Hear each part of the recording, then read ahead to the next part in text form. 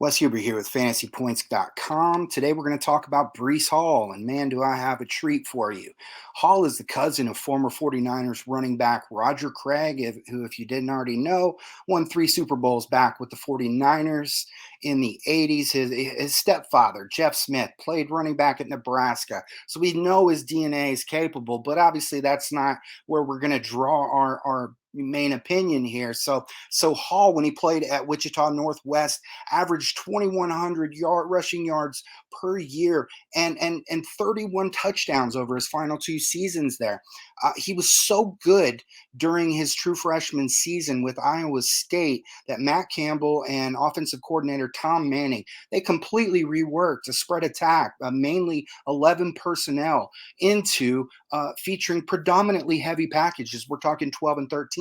So and then we look at the results. He's got consensus back-to-back first-team All-American honors, Big 12 Offensive Player of the Year, Heisman Trophy top 10 finalist. I mean, the results, they really speak for themselves. So over his last 5 seasons of football, Hall, he's touched the ball 250 times per season.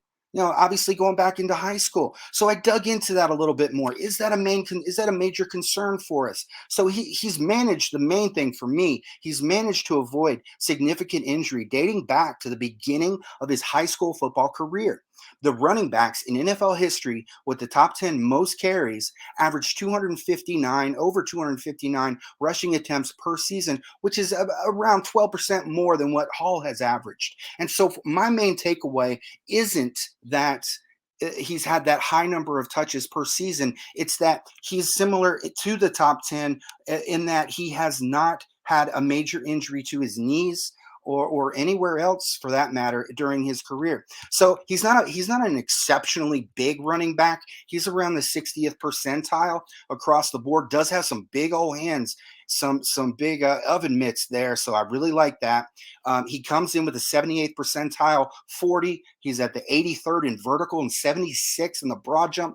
All kinds of explosion, all kinds of speed. He's got some surprising balance for an upright style. He will lower his pads when he's engaging direct contact. He's actually at his best working through traffic when using shorter controlled bursts. I like to see him stay under control when he's running. It's when he doesn't, when he gets a little too quick in what he's doing, that's when you see him running out of his shoes because he doesn't really have elite wiggle. But man, if he breaks outside contain, he's gone with that 4.39 speed, and he cuts on a dime.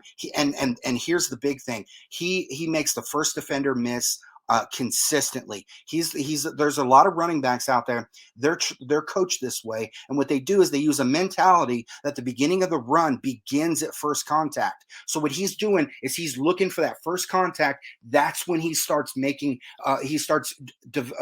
evaluating the lanes and really attacking the defense, and that's key. That's good. And he's an absolute monster at the goal line. Very likely, in my opinion, he is the best nose for the end zone in the class. Quality vision when reading second level blocks. That ties into what I said about starting the run at first contact. He's got this slippery angled glide where he tacks on additional yardage while he's got defenders, draped all over him. I really like that. Definitely a power back, but a power back with a lot of speed. The explosion, like I said, with the vertical and the broad jump, it's really apparent when he does break that outside contain. He just explodes into the open field. So eliminating the running backs over the last 10 seasons, weighing in at less than 200 pounds, the only running backs that tested at the 75th percentile or higher in the 40 vertical and broad jump, Jerick McKinnon, who's one of the most impressive combined running backs in NFL history, Elijah Mitchell. I mean,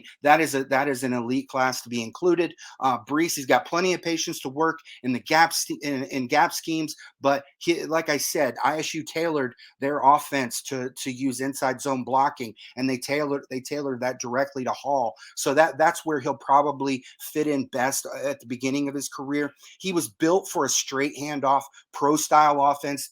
didn't have a lot of experience or success. 0% of his career touchdowns at Iowa State with read option or RPO. So the bells and whistles of those is something he's going to have to learn at the next level. And I saw some shades of Le'Veon Bell in his game, but I don't want to go back that far. If I'm talking about who I saw the most and who compares athletically based off of success in college and guys that I think fit his running style in the NFL right now, the comp would be Jonathan Taylor.